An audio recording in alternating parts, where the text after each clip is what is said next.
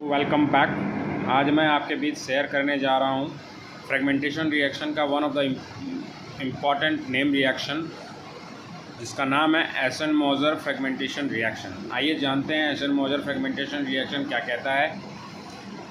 In 1960 the Swiss chemist Albert Eschenmoser discovered an important reaction to form keto alkyne. Eschenmoser fragmentation reaction जो है Albert एसन-मोजर के द्वारा 1960 में दिया गया था, जो एक स्विस केमिस्ट थे। इनकी जो डिस्कवरी हुई थी वो एक बहुत इंपॉर्टेंट रिएक्शन कहलाया। क्यों? क्योंकि इनके कॉन्सेप्ट से कीटो अल्काइन फॉर्मेशन संभव हुआ। चलिए देखते हैं आगे क्या कहता है।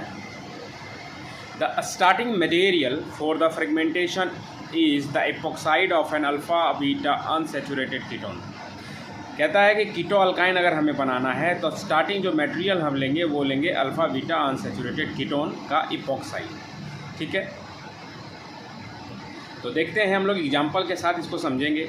ये एक मॉलिक्यूल है अल्फ़ा बीटा अनसैचुरेटेड कीटोन। हम लोग फिर क्या करेंगे, इसको पेरोक्साइड की मदद से या H2O2 OH- अल्कली की मदद से हम क्या बनाएंगे, पहले अल्फ़ा बीटा एपॉक्सी कीटोन। जैसा कि पता है कि डबल बॉन्ड जब हो तो H2O2 जो है वो पेरोक्साइड बनाने का काम करता है। ठीक है, चलिए कहता है here the alpha beta epoxy ketone is treated with tosyl hydrogen, then alpha beta epoxy tosyl hydrogen is formed.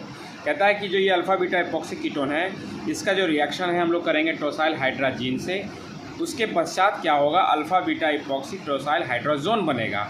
अब टोसाइल हाइड्रोजन फिर क्या करता है हम लोग नेक्स्ट पेज में देखते हैं। कहता है यहाँ पे कि ये देखिए इपॉक्सी कीटोन है हमारा, टोसाइल हाइड्रोजन ये है हाइड्रोजन, उसकी मदद से क्या बना, टोसाइल हाइड्रोजन।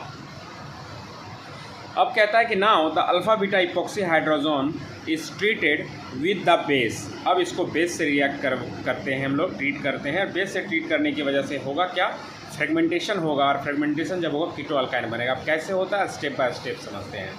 ये हमारा टोसाइल हाइड्रोजन हुआ, अल्कली से जैसे रिएक्ट किए तो ये क्या है, हाइड्रोजन एसिडिक है, इसको वो एक्सट्रैक्ट कर लेता है। जैसे एक्सट्रैक्ट करेगा तो यहाँ पे देखिए अब नेगेटिव चार्ज आ गया।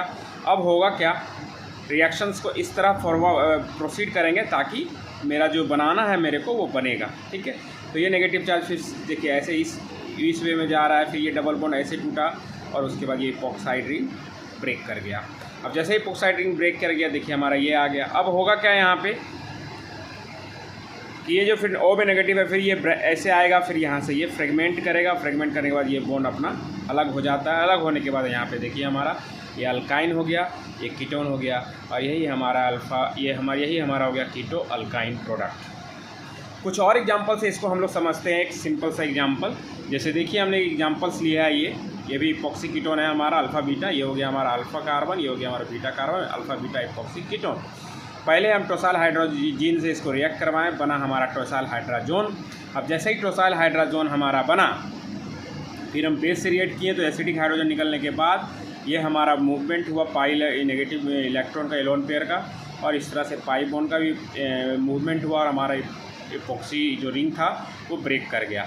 अब जैसे ही ब्रेक कर गया, फिर ये ऑक्सीजन पे जो नेगेटिव चार्ज था ये मूव कर रहा है हमारा, देखिए कैसे, और इस तरह से ये मूवमेंट हुआ, और मूवमेंट होने के बाद हमारा ये फाइनल प्रोडक्ट मिला कीटो अल्काइन। आई होप ये छोटा सा नोट आपको समझ आया होगा। Thank you.